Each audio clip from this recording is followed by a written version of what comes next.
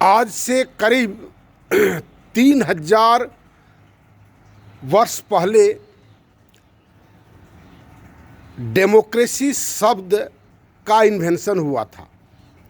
Way of governing the people, Athens में लोगों ने इसको शुरू किया था और वह डेमोक्रेसी को कई स्टेप में लोगों ने परिमार्जित करते करते करते करते आज की स्थिति में हम लोग हैं।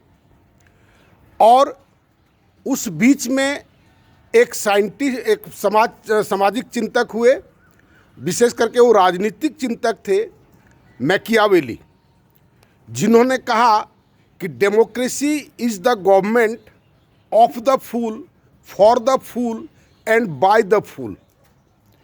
प्रजातंत्र मूर्खों का, मूर्खों के लिए, मूर्खों द्वारा शासन है। बाद में ये 15वीं शताब्दी में हुए थे। बाद में अब्राहम लिंकन ने कहा democracy is the government of the people, for the people and by the people. 200 साल पहले मैकियावेली ने जो बात कहा था, एक नेगेटिव बात था। बाद में उसको लोगों ने परिमार्जित किया, यह प्रजा के लिए, प्रजा द्वारा, प्रजा का शासन है। लेकिन मैकियावेली के बात को लोगों ने नेगेटिव लिया। लोगों को लगा कि वे प्रजातंत्र के विरोधी थे और ये मूर्खता, मूर्खता के कारण डेमोक्रेसी किस तरह से विकृत हो जाएगा, ये इस पर लोगों ने ध्यान नहीं दिया। एक ही बात था, मूर्खता की बात उन्होंने किया था, मूर्खता हटाना चाहिए था। कितने वर्षों से, 15वीं शताब्दी की बात है और उस मूर्खता को हम आज तक कायम रखे हुए हैं। वो पूरे समाज को हम शिक्षित नहीं कर पाए। बिल्डिंग बहुत बनाए, युद्ध अस्त्र बहुत बनाए, बहुत सारा एटम बम, परमाणु बम, कौन कौन बम आप लोग कहते हैं, सब कोई मिल करके 18 गो पृथ्वी को नष्ट किया जा सकता है। माने विध्वंस करने की इतनी भयानक क्षमता हमने हासिल कर ली है मनुष्यों ने। लेकिन मनुष्यों को मनुष्य बनाने की क्षमता पर कभी किसी ने ध्यान नहीं दिया। मनुष्य मूर्ख न रहें, इस पर कोई ध्यान नहीं दिया। और आज भी आप शिक्षा व्यवस्था आप देखेंगे तो बहुत भयानक आपको लगेगा। अमेरिका का एजुकेशन सिस्टम, सबसे धनी आदमी जरूर है, लेकिन एजुकेशन सिस्टम अमेरिका का सबसे टॉप नहीं है। सबसे एजुकेशन सिस्टम आप अगर देखेंगे वर्ल्ड रैंकिंग में, तो कोई एक देश का नाम हम भूल जा रहे हैं, जो सबसे टॉप एजुकेशन का सिस्टम वही माना जाता है।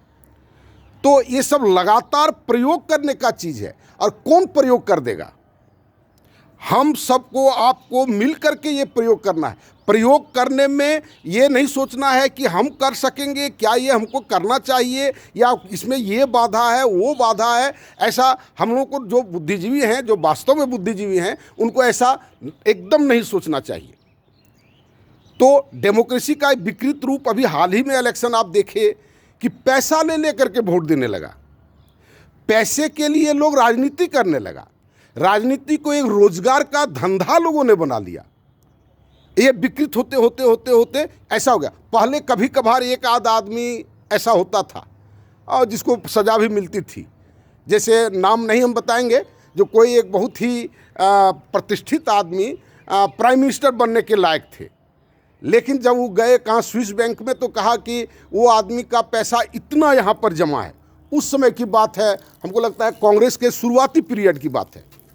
और इस तरह से कभी एक आध गो आदमी तो लोग सोचता, अब मास स्केल पर हो गया।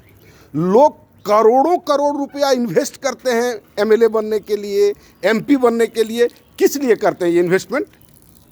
समाज की भलाई के लिए। वो जितना इलेक्शन में खर्चा करते हैं, वो पैसा लाए ना, अपना पॉकेट से निकाल करके दें और मेरे सिस्टम में आकर के जुटिए। देखिए, हम 6,40,000 गाँव को अपने पैरों पर खड़ा कर देंगे, ये मेरा गारंटी है।